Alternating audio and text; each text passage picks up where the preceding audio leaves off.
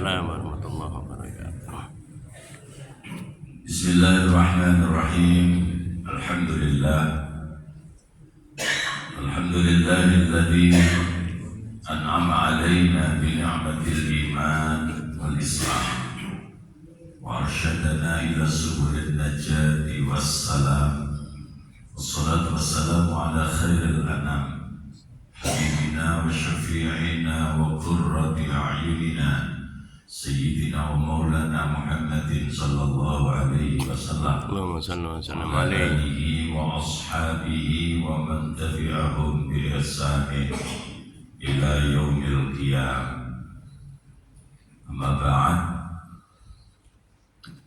Para bapak, para ibu, jamaah salat subuh Masjid Al-Islah seluruhnya yang dirahmati oleh Allah Subhanahu wa taala.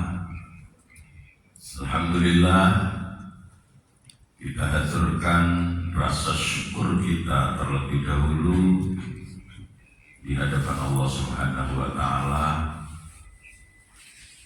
atas segala karunia, segala anugerah, segala kenikmatan yang Allah berikan kepada kita. Pagi hari ini kita masih diberi olehnya dalam keadaan iman, dalam keadaan Islam. Insya Allah kita semuanya juga masih tetap dalam keadaan sehat walafiat. Mudah-mudahan seluruh jamaah yang hadir selalu diberi panjang umur oleh Allah Subhanahu wa taala. Amin. Diberi kesehatan, diberi kekuatan untuk tetap taat kepada Allah Subhanahu wa taala agar kelak kita masuk dalam barisan orang-orang yang beriman, barisan orang-orang yang bertakwa kepada Allah Subhanahu wa taala. Amin. Amin. Ya rabbal alamin. Salawat wassalam tidak lupa kita haturkan keharibaan junjungan agung beliau Rasulullah Muhammad sallallahu alaihi wasallam. Allahumma salli wa sallim alaihi. Allahumma salli ala sayyidina Muhammad wa ala alihi wa ashabihi ajma'in. Bapak Ibu jamaah rahimakumullah. Satu hal yang pertama kali disampaikan oleh Rasulullah sallallahu alaihi wasallam ketika beliau berbicara tentang 3 hal yang bisa menyelamatkan. Apa yang pertama dan utama disampaikan oleh beliau tentang 3 hal yang bisa menyelamatkan itu tidak lain, beliau katakan fakhasyatullah fis sirri wal alaniyah. Ini kelihatannya sepele, kelihatannya ringan, tapi sungguh bukan sesuatu yang sepele, bukan sesuatu yang ringan. Kalau kita ingin menjadi bagian dari orang-orang yang selamat dan kelak betul-betul diselamatkan oleh Allah Subhanahu wa taala, maka bagaimana kita memanage kalbu kita, memanage hati kita dimanapun dan kapanpun kita berada untuk tetap memiliki rasa takut kepada Allah Subhanahu wa ta'ala. Tidak takut kepada majikan, tidak takut kepada atasan, tidak takut kepada tetangga, tidak takut kepada sesama manusia. Ini yang luar biasa sekali. Jadi beliau cerita banyak sekali dalam satu hadis ini. Hadisnya lumayan panjang sih sebenarnya. Ya, beliau cerita tentang beberapa poin, mulai dari 3 perkara yang menyelamatkan, 3 perkara yang merusak, 3 perkara yang bisa mengangkat derajat kita, 3 perkara yang bisa menjadi tebusan atas dosa-dosa kita. Tapi saya lebih tertarik cerita yang satu ini saja. Sehingga beliau katakan seperti tadi, Ammal munjiyat fa khasyatullah fis sirri wal alaniyah. Adapun perkara yang menyelamatkan siapa? Menyelamatkan kita semuanya. Itu kata kuncinya ada di poin pertama yang beliau katakan fa khasyatullah, takut kepada Allah fis sirri wal alaniyah, dalam keadaan sepi maupun dalam keadaan ramai. Di tengah-tengah kerumunan orang banyak kita punya rasa takut kepada Allah. Saat kita sedang sendirian, kita pun masih tetap punya rasa takut kepada Allah Subhanahu wa Ta'ala. Takut kepada Allah ini tentu maksudnya adalah takut terhadap murkanya Allah, takut terhadap azabnya Allah. Jadi gambarnya kayak wedi karo sepur. Ono sepur mlaku wedi mulane. Melayu. Aduh, wah kacau kali itu. Ya. Jadi takut kepada Allah itu justru membuat kita semakin dekat kepada Allah, semakin akrab dengan Allah, karena kita ingin selalu mendapatkan ridhonya. Maka rasa takut kita kepada Allah ini kemudian seluruhnya kita implementasikan secara nyata dalam kehidupan kita melalui ketaatan kita terhadap segala ketentuan yang telah digariskan oleh Allah Subhanahu wa Ta'ala.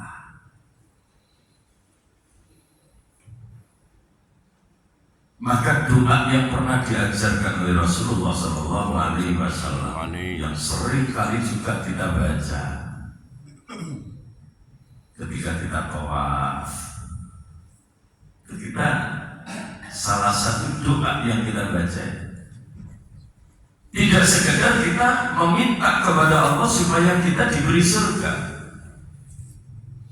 Allahumma inni as'alukal jannata wa na'imaha wa ma yuqarribuni ilaiha min qawlin aw fi'lin aw amalin. Siksa bermekar siapa itu lagi? Karena sering kali dibaca. Demikian pula ketika kita takut neraka dan minta perlindungan kepada Allah agar tidak dimasukkan ke dalam neraka, tentu kita tidak sekedar minta perlindungan dari neraka belaka, tapi implementasinya juga harus kita minta. Wa a'udzu bika minan nar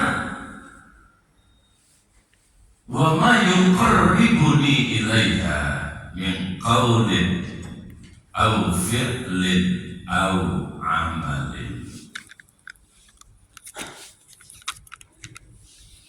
Jadi ketika kita meminta kepada Allah Subhanahu wa Ta'ala supaya kita diberi surga, Allahumma inni as'alukal jannah, ya Allah aku mohon kepada Engkau al-jannah, surga. Tidak sekedar surganya, wa na'imaha, dan segala kenikmatan yang ada di dalam surga. Tapi apakah cukup hanya dengan itu? Tidak. Implementasi dari harapan kita untuk bisa masuk ke dalam surga itu juga kita minta apa? Wa ma yuqarribuni ilaiha, dan apa-apa yang bisa mendekatkan saya kepada surga dalam bentuk apa? Min qaulin au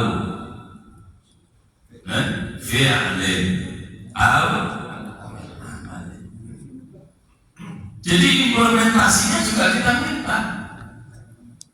Jadi tidak sekedar jalur swarga doang, tapi apa yang kita lakukan? Apa yang harus kita perbuat supaya kita dekat dengan surga dan didekatkan oleh Allah kepada surga itu?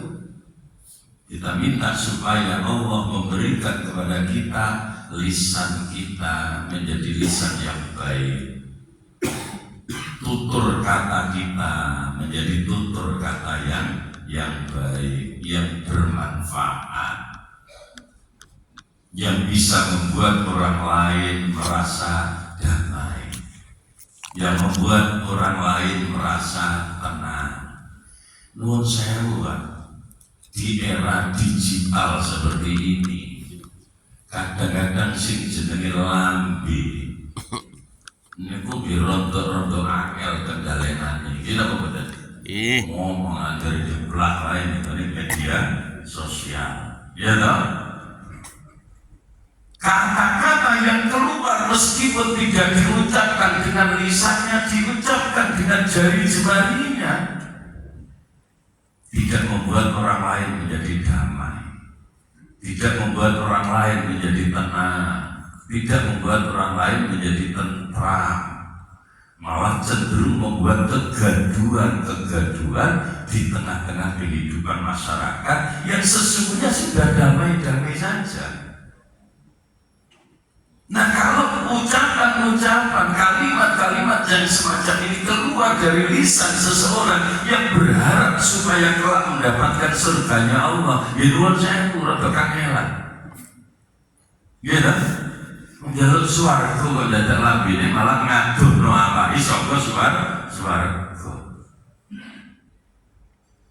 Demikian pula dengan sikap kita, perilaku kita juga begitu.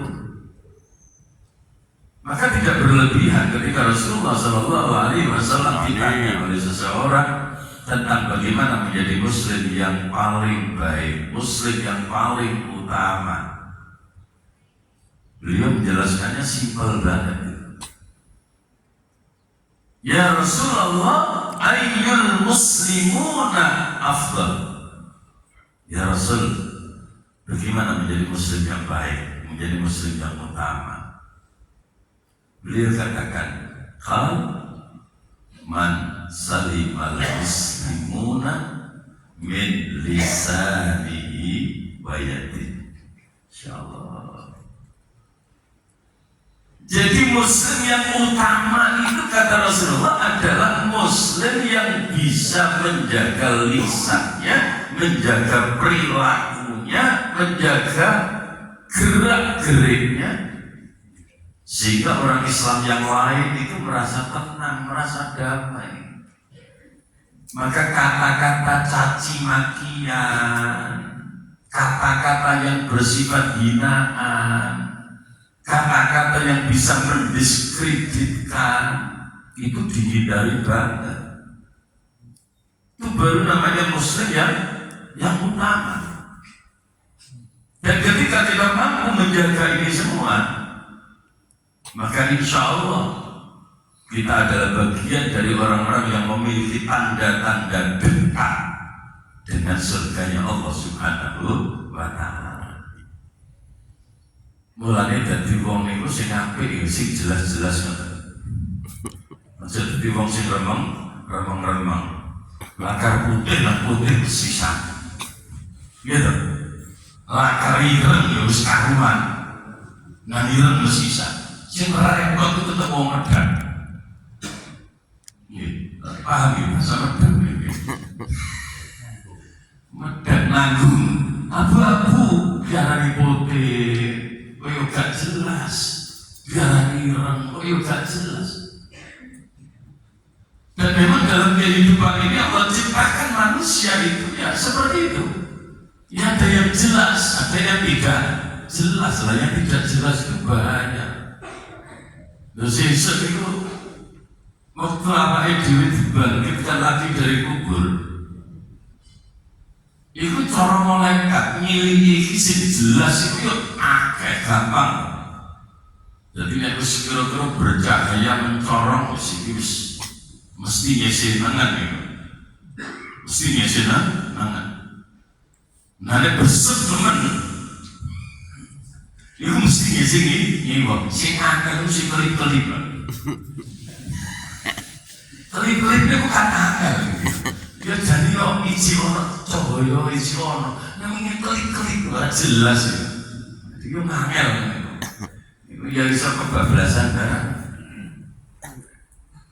Dan itu awal ketika Allah Subhanahu wa Ta'ala menyampaikan di awal surat Al-Baqarah. Allah kan cerita bahwa manusia itu ada yang jelas. Jelas apanya? Jelas takwanya. Manusia itu ada yang jelas. Jelas apanya? Jelas kafirnya. Sehingga tapi wong modern ini sekarang jelas ya. Yo jelas kafirnya, yo jelas iman. Kalau jenengan nek ketemu wong sing jelas itu paling enak wis. Ya dong.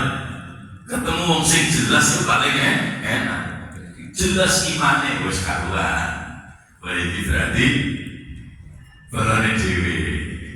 Iki jelas kafire, iki berarti duduk golone dhewe karuan jelas. Tapi ada juga yang tidak jelas kan. Maka awal saya katakan dari awal di surat Al-Baqarah ketika Allah Subhanahu wa Ta'ala menyampaikan tentang Al-Quran awalnya kan. Dzalikal kitabu la raiba fihi hudan lil muttaqin. Quran itu kagum sing jelas. Jelas apa nih? Jelas takwanya. Quran itu tidak akan pernah ada keraguan sedikit pun. Dan ia menjadi petunjuk buat siapa? Buat orang-orang yang bertakwa. Nah, kalau yang tidak jelas itu kan akhirnya kasih kira yakin kan ragu-ragu. Siapa orang yang bertakwa ini? Alhamdulillah. Ketika kita buka ayatnya, kita insya Allah termasuk orang yang bertakwa. Soal bertakwanya seberapa? Nah itu nafsi-nafsi. Tapi insya Allah indikatornya ada. Alladzina yu'minuna bil ghaibi wa yuqimuna as-salata wa mimma razaqnahum yunfiqun. Bismillahirrahmanirrahim. Bismillahirrahmanirrahim. Iman, alhamdulillah.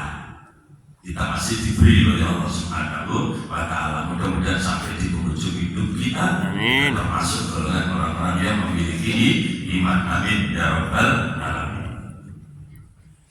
Kemudian wayuqimunas shalah, alhamdulillah masuk. Masuk. Nah, soal bobot itu kan yang bungkuk air. Ya mudah-mudahan selayaknya arah diri ya alhamdulillah. Cuma bobotnya bodoh ya. Bobotnya kita nggak tahu karena nilai itu yang berhak hanya Allah Subhanahu wa Ta'ala yang memberikan. Cuma tanda-tandanya ya ono. Tanda-tandanya juga tetap ada. Jadi bobot sholat itu sing apik itu ya siapa yang sing duwe semangat. Jadi nek berangkat sholat itu ya semangat. Ya, ngadeg karo sholat ya semangat. Tapi nek kapan berangkat hati rada-rada ayas. Rada-rada ayas saya sengaja ke rada mulai sithik barang niku disebut karo Jawa. Iya tetap sembahyang. Ya lumayan. Di mana mereka gablas. Insyaallah. Ya alhamdulillah wa yuqimunas shalah asr. Wa mimma razaqnahum yunfiqun. Alhamdulillah masuk. Ya siti-siti kan yo infak ya. Siti yo infak, ya infak di masjid, infak di mushola, sedekah ning gone fakir miskin, sedekah anak yatim dan sebagainya. Alhamdulillah masuk. Tapi sekali lagi soal bobot, wallahu a'lam. Ana sing rada akeh, ana sing rada sithik, ana sing leret dipiri 3 siji. Ya, jalan sing paling cilik lungset bisa. Ya, 2000. Nuli munggal bonane semangat. Mulai nopo 2000 karo muni gonggo ditompo Gusti Allah iki swarga.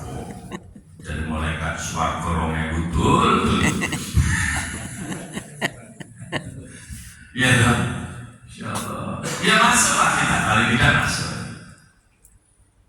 demikian pula di ayat berikutnya, walladzina yu'minuna bima unzila ilaika wa ma unzila min qablik wa bil akhirati hum yuqinun. Masuk, kita iman kepada Al-Quran. Kita percaya bahwa Allah pernah menghadirkan kitab-kitab sebelum Al-Quran. Ada Taurat, ada Zabur, ada Injil. Kita percaya. Tapi sebatas percaya. Sebatas percaya. Namun yang kita jadikan pegangan hidup adalah yang diturunkan oleh Allah kepada Nabi besar Muhammad Sallallahu Alaihi Wasallam. Demikian pula dengan poin berikutnya, wabil akhirati hum yuqinun. Kita juga beriman kepada hari akhir. Alhamdulillah, kita ini termasuk orang-orang yang jelas. Jelas apa? Jelas takwanya. Nah, soal bobot takwanya ini yang kemudian perlu kita tingkatkan. Apakah ketakwaan kita kepada Allah Subhanahu wa Ta'ala itu selalu konsisten dalam segala situasi? Ini yang kemudian menjadi pertanyaan kita, yang menjadi PR kita. Maka Rasulullah pesankan tadi, kalau kita ingin selamat, khasyatullah fis sirri wal alaniyah. Pas ijenan ya tetap takwaan Gusti Allah, pas kumpul wong akeh ya tetap takwaan Gusti Allah. Jadi kumpul wong akeh tok kaya yes. Kalau ijenan ya kedes. Ya, ada yang begitu kan? Makanya tidak konsisten.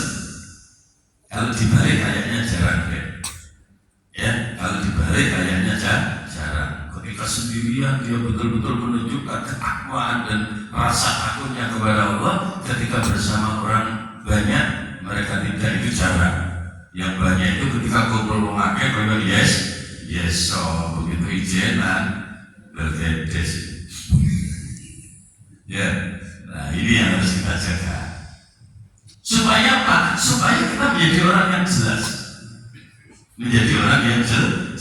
Jelas apanya? Jelas takwanya kepada Allah Subhanahu wa Ta'ala, dan terus kita tingkatkan secara bertahap. Bodoh-bodoh jelas sih, jangan menjadi orang yang jelas kafiri. Ya. Maka Al-Quran juga ceritakan lanjutan ayatnya. Siapa orang yang jelas kafirnya itu? Innal ladzina kafaru sawa'un 'alaihim a anzartahum am lam tunzirhum la yu'minun. Khatamallahu 'ala qulubihim wa 'ala sam'ihim wa 'ala absarihim ghishawatun wa lahum 'adzabun 'adzim. Orang-orang kafir jelas kafir. Kafiru padha wae jare pangeran. Mbok tuturi gak mbok tuturi pancet ora gelem iman wae kafir. Mulane nek wong kafir kok dituturi ora nurut ora usah mangkel aja gawanane. Itu gawan bayi. Gawan bayi. Orang kafir itu a'anzartahum am lam tundirhum la yu'minun. Ya kan? Masya Allah. Dan celakanya kemudian kadang-kadang yang begini ini malah dibela mati-matian. Ya kan? Saya kan sedikit-sedikit juga ngikuti medsos. Ya perlu itu biar tahu perkembangan zaman. Ya toh, ya sekali-sekali diikuti. Masya Allah, saya prihatin betul. Ya orang pemimpin presiden diarani bajingan itu kan ya. Lu menipu terus dieling no. Ya gak kelem gak maksud salah. Anjani wong kafir loh. Kan yang ngomong orang kafir kan? Iya. Dan celakanya justru si belakangnya itu si bela itu malah wong Islam. Ya lucu banget. Sejak kapan Islam mengajari kita untuk menghina pemimpin itu? Sejak kapan? Sejak kapan kita diperintah untuk membela orang-orang yang menghina orang yang menjadi pemimpin kita itu? Sejak kapan? Tidak ada. Jadi justru Islam mengajarin kita saling menghargai kepada sesama, bahwa manusia ada kesalahan, itu manusia. Malaikat ini tidak tahu salah. Maka tugas kita mengingatkan, bukan mencaci maki. Ngerti ya? Tugas kita mengingatkan, bukan menghinakan. Nah sekarang kan tidak. Wah, Masya Allah. Kita prihatin. Ya sekedar prihatin saja. Karena kita tidak bisa berbuat apa-apa kecuali cuma satu, jangan sampai kita ikut-ikutan niru seperti itu. Menurut baik, ya kan? Paling kita bisa prihatin, kita mau berbuat apa?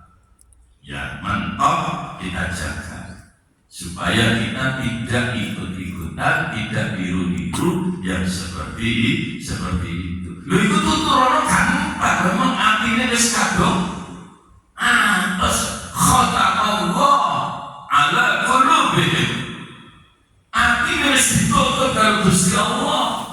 Wa ala sam'ihim wa ala absarihim ghishawah. Soal kemudian belakangnya itu urusan Allah. Walahum adzabun adzim. Ya sudah, itu wilayahnya Allah, bukan wilayah kita. Ya, apakah kalau disiksa oleh Allah di mana, kayak apa? Ya sudah, di wilayahnya Allah. Sekarang melah-melah urusan kono. Ya. Tapi yang pasti seperti itu. Nah, singkat beneh-beneh, enek wong sing diceritakan kali Quran, wong sing rapatnya jelas. Nah kita jangan sampai jadi orang yang gak jelas itu kan. Yang gak jelas samanya, gak jelas iman dan kafirnya. Siapa dia? Wa minan nasi man yaqulu amanna billahi wa bil yaumil akhir wa ma hum bimu'minin. Allah. Yukhadi'una Allah walladzina amanu wa ma yakhda'una illa anfusahum wa ma yash'urun fi qulubihim maradun fazadahumullahu marada wa lahum adzabun alimun bima kanu yakzibun. Makanya gak jelas siapa? Itulah yang kemudian kita kenal dengan sebutan orang munafik. Lisannya dengan hatinya tidak sama. Lambene tok ngaku iman, ning atine ra patek iman. Lambene ngaku takwa Gusti Allah, ning jerone ngeblong. Ya, lisannya mengaku taat kepada Allah, tapi faktanya sama sekali tidak terwujud. Ini orang yang tidak jelas. Dan yang paling susah bagi orang yang tidak jelas seperti ini. Orang yang tidak jelas seperti ini paling susah ke depannya. Ya. Makanya kemudian pada pengajian bulan lalu saya katakan, ketika kita betul-betul ingin menjadi orang yang selalu taat kepada Allah, ingin menjadi orang yang selalu punya rasa takut kepada Allah Subhanahu wa Ta'ala, maka kita harus selalu menggantungkan seluruh urusan kita hanya kepada Allah Subhanahu wa Ta'ala. Dengan cara apa? Dengan cara selalu mengingat janji-janji kita kepada Allah Subhanahu wa Ta'ala. Saya coba sambungkan ke sana. Jadi apa yang kita lakukan, amalan-amalan yang kita yang kita lakukan, amal sholat yang kita lakukan, itu adalah bagian dari wujud ketakwaan kita, bagian dari wujud ketaatan kita kepada Allah Subhanahu wa Ta'ala, dan semuanya itu tetap harus kita persembahkan hanya kepada Allah dengan penuh kesadaran bahwa kita bisa melakukan itu semua semata-mata karena pertolongan Allah Subhanahu wa Ta'ala. Makanya Imam Ibnu Athaillah ketika menceritakan tentang amal, kita kan diwanti-wanti, ojo nganti kula panjenengan iki menggantungkan hidup pada amal kita, bahwa kita melakukan kebaikan, melakukan amal soleh itu adalah sebuah keniscayaan. Iya, kita sudah mengaku beriman, tapi jangan pernah mengharapkan kita kepada Allah itu kita gantungkan pada amal-amal soleh kita itu. Kenapa? Resikonya berat. Kalau kita menggantungkan amal kita, menggantungkan harapan kita, menggantungkan keinginan kita, menggantungkan hidup kita pada amal-amal soleh kita, itu bisa bermasalah sangat besar ketika ada degradasi. Apa degradasi? Penurunan ya. Ketika ada penurunan amal kita, kita lalu kemudian ikut berkurang harapannya. Semoga ini sekarang berat ini. Nah, tidak bisa begitu. Ya. Jadi itu yang dikatakan oleh Imam Ibnu Athaillah. Apa? Min alamatil i'timad. Di antara tanda-tanda orang yang menggantungkan hidupnya pada amalnya, min alamatil i'timad alal amal nuqsanur raja inda wujudiz zalal. Insyaallah ini patut untuk kita jadikan pegangan. Jadi ketika kita berbuat sesuatu yang baik, ketika kita berbuat amal soleh, itu yang pertama kali harus kita sadari bahwa kita bisa melakukan itu semua semata-mata karena Allah, karena pertolongan Allah, karena kekuatan yang diberikan oleh Allah, bukan karena kekuatan kita, bukan karena kehebatan kita, bukan karena superioritas kita. Tidak. Kita itu siapa sih? Ya, kita itu siapa? Kita bukan siapa-siapa, kita bukan apa-apa, kita hanya sekedar hamba yang diciptakan oleh Allah dan punya konsekuensi untuk selalu taat kepada Allah, untuk selalu melakukan amal soleh sesuai dengan yang diperintahkan oleh Allah Subhanahu wa Ta'ala. Titik. Soal kemudian hidup kita kayak apa, nggak usah digantungkan kepada amal kita, gantungkan semuanya hanya kepada Allah Subhanahu wa Ta'ala. Tapi kita kalau doa angel, mereka dikulinan Allah. Lalu butuh belajar. Belajar apa? Belajar mengkulinakan. Saya sering cerita. Belajar apa? Belajar mengkulinakan. Sebab sesuatu yang tidak kulina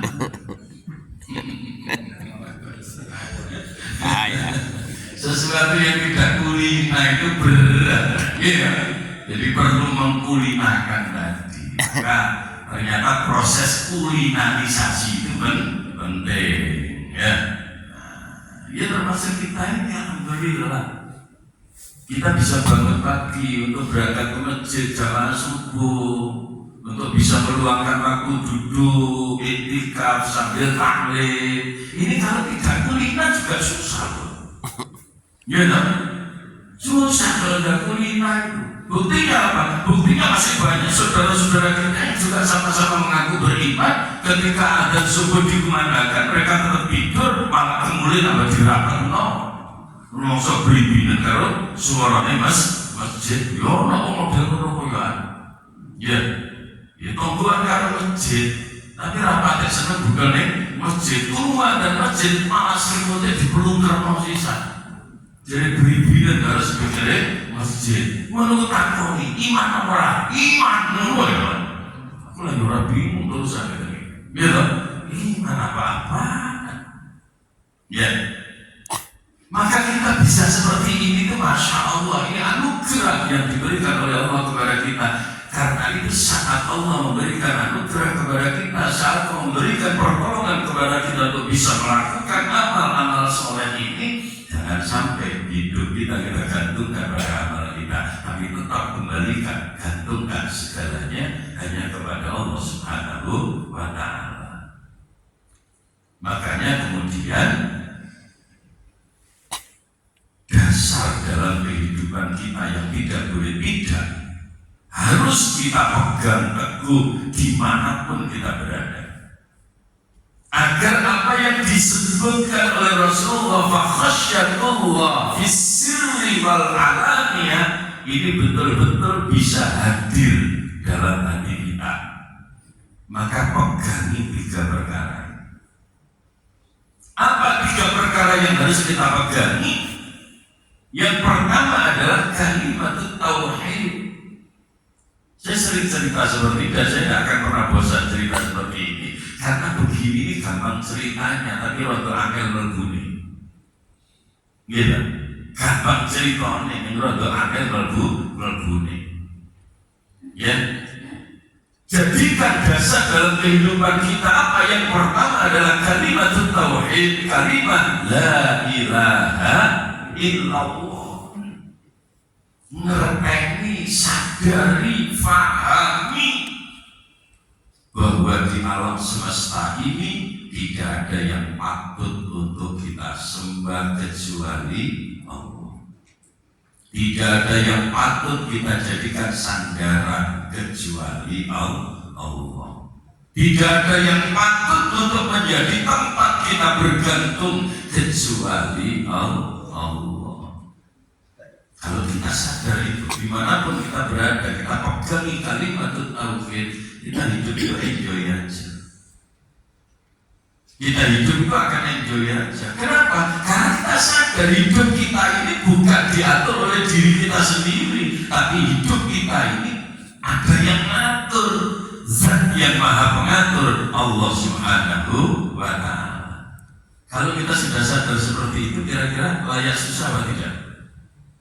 Tidak, ya, tidak ada kelayakan bagi kita untuk susah dalam menghadapi kehidupan. Sing kok susah nopo, ngene piye-piye tetep sing ngatur Gusti Allah. Sing gawe susah apa? Ya wis Gusti Allah kersane ngene, ya disyukuri wae. Ya disyukuri wae. Konsep itu dipegang betul itu. Ya, dipegang oleh siapa? Tentu oleh al-anbiya wal mursalin yang pasti. Ya, maka tidak heran Nabiullah Ayyub alaihi salatu wassalam ketika berhadapan dengan ujian sebesar apapun, lisannya tidak pernah lepas untuk selalu mengatakan alhamdulillah. Nabi Ayub sing asale sugih kaya ngono. Binatang ternaknya luar biasa banyaknya. Ketika diuji oleh Allah, semua hewan ternaknya dibakar habis oleh setan. Nabi Ayub dikasih kabar, Nabi Ayub sudah dengar kabar kan? Ada apa? Tadi malam ada kebakaran. Di mana? Di tempat ternak jenengan. Semuanya mati, satu pun tidak ada yang hidup. Nabi Ayub hanya menjawab dengan satu kalimat, alhamdulillah. Kira-kira enak-enak masjid, wiridan, warna iklan. Ya, orang kobong ya, orang kobong. Kira-kira. Apa itu jawab apa? Innalillahi. Kan jawab bersama Melayu. Ayo ya untuk kuat, goblok kita ngono teman. Ya kan? Kenapa? Karena kita lupa dengan kalimat la ilaha illallah, bahwa semuanya diatur oleh Allah. Maka datang dan pergi itu semua adalah tatanan Allah. Rizki teko yo kersane Allah, dijabut meneh yo kersane Allah. Kita punya hak apa? Kita punya hak apa? Gitu? Cuma Tuhan tuh dong. Ya sama aja kan teman-teman mendidik deh. Ya seperti itu, ya. Ketika ini menjadi sandaran hidup kita, nikmat betul hidup itu, nikmat betul hidup. Karena kita selalu ingat bahwa memang semuanya diatur oleh Allah Subhanahu wa Ta'ala. Kita tidak layak bergantung pada apapun, hatta bergantung pada amal sholat kita saja tidak boleh. Itu yang tadi saya katakan menurut Imam Ibnu Athaillah. Lalu kemudian kalau kita tidak bergantung pada amal kita, buat apa kita beramal? Nah ini ngabun dan itu betul-betul ini. Mau amal buat apa itu? Amal-amal soleh kita ini tentu adalah bagian dari implementasi keimanan kita kepada Allah, karena kita mengaku sebagai hambanya Allah. Maka tugasnya hamba itu apa? Tidak ada yang lain kecuali mengikuti apa yang diperintahkan oleh sang majikan. Ini adalah Allah Subhanahu wa Ta'ala. Ini pertama. Jangan cekali anak Islam di bayi magonan. Jangan nyekel HP. Nek ijena. Sing setelah api. Negai kumpul wong sing setelahnya api nama-nama baik, YouTube pengajian, YouTube sholawatan, sing buka bareng ijenan yang kamar sing dibuka apa? Wallahu a'lam. Oke, hakarani kanilok sudon. Ya ini kan bahan koreksi kita kan? Bahan koreksi kita. Kita bisa menunjukkan kebaikan ketika kita kumpul dengan orang lain. Tapi ketika kita sedang sendirian di kamar, apakah kita masih tetap bertahan dalam kebaikan kita? Yuk takon ya Pak Edi, betul takon agak nih. Ya, betul takon agak. Kalimat yang kedua apa itu? Kalimat yang kedua yang menjadi landasan hidup kita adalah kalimat hauqala, la haula wala quwwata illa billah. Siapapun kita itu tidak berdaya. Ya, sehebat apapun kita dalam posisi jaya, sejaya apapun kita itu tidak kuat, tidak punya kekuatan apa. Kok iso ngene? Ajene Gusti Allah sing ngekeki koyo ngene. Makanya muncul kalimat apa? Ya satu tadi. Alhamdulillah. Cekelan la ilaha illallah sing muncul alhamdulillah. Cekelan kalimat hauqalah sing muncul ya tetap alhamdulillah. Kemudian yang ketiga apa? Yang ketiga kalimat inna lillah wa inna ilaihi rajiun. Kalimat istirja. Bukan sekedar kalimat yang keluar dari lisan kita, entahnya di dalam hati, ngerti ono yang sekabian ini, baik Gusti Allah termasuk ini. Sopo ini diri kita ini milik Allah. Ya. Lalu kemudian diri kita yang sudah kita sadari sebagai milik Allah ini pada akhirnya juga akan kembali kepada Allah. Ketika kita mampu menjadikan tiga kalimat ini menjadi landasan dalam setiap langkah kita, maka kita tidak akan pernah menyandarkan hidup kita kepada siapapun dan kepada apapun kecuali hanya kepada Allah Subhanahu wa Ta'ala. Mulane ngapunten jenengan yang ngamal ojo sithik-sithik takok. ngamal ngono iku fadilah opo yo. Ya biasa-biasa lakoni ngono wae. Kok ora apa-apa ya pangeran kabeh sing ngatur ngono lho maksudku. Ya toh. Maksud sithik-sithik ngene iki ganjarane sepiro? Kok pangeran kok hitung-hitungan. Ini hamba macam apa? Ya toh. Ya sudah ngamal ngono wae. Berbuat baik saja. Soal bagaimana itu sudahlah, serahkan semuanya kepada Allah. Hukum amat barokah. Ya, kemudian majlis kita ini menjadi majlis yang selalu diridhai oleh Allah Subhanahu wa Ta'ala. Setiap untaian kata yang keluar dari lisan ini, mudah-mudahan yang baik-baik itu menjadi sesuatu yang manfaat untuk kita semua, dan yang jelek-jelek mudah-mudahan diampuni oleh Allah Subhanahu wa Ta'ala. Biar ini menungso kadang-kadang kebencok, muka-muka disepuro kali Gusti Allah, amin ya Rabbal